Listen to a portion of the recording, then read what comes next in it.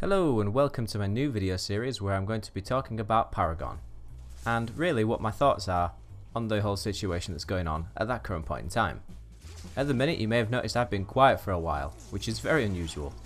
The reason for this is because of the fact that at the moment there's a lot of inconsistency going on within the game, and I feel that it would be unfair for me to make tutorials about laning when the laning at the moment is very unstructured. And to put it simply, I don't want to teach you how to ride a bike, but then you actually get put on a unicycle.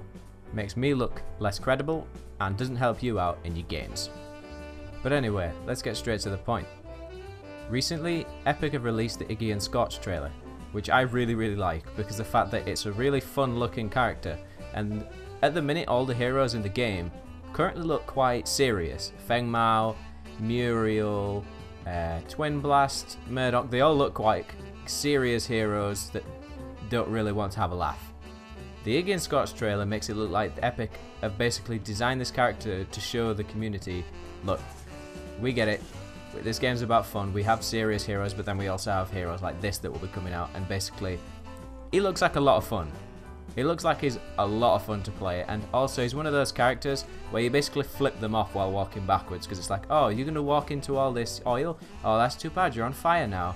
I get a strong feeling that he's going to be this game's Singed from League of Legends, where you just kind of lead people to their deaths. One of the other things I wanted to talk about was that Epic have announced that they're working on a new iteration of Deck Builder. Whether that means that they're going to redo some of the cards that are currently in there, or whether it's just the new Deck Builder, I'm not too sure. There's not really that many details out at the minute.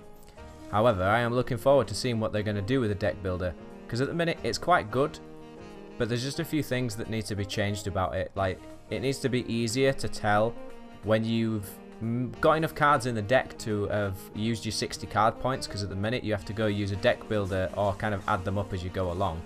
And really I think that there should be something in the game that just tells you, nice and simply, you've used this many points with all the cards that you've used in the build, and you have this many left to spend. I'm pretty sure that's not hard to add in, and I wouldn't be surprised if that also comes with the new iteration of Deck Builder.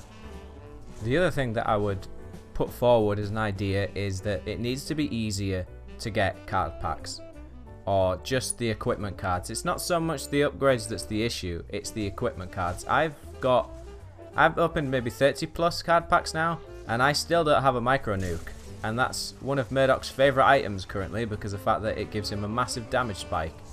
And I don't have any of them.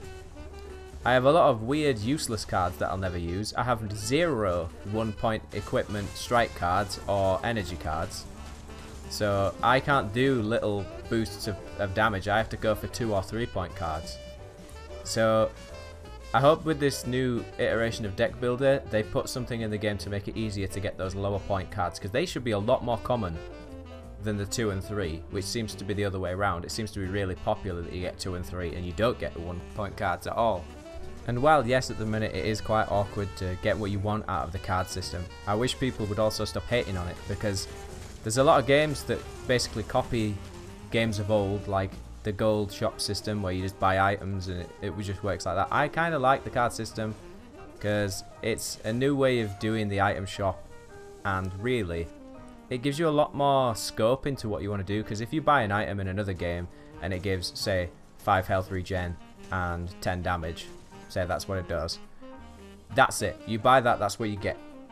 With these, you have a certain amount of stats on each card you can use to upgrade that card, and then you get a bonus attribute as well.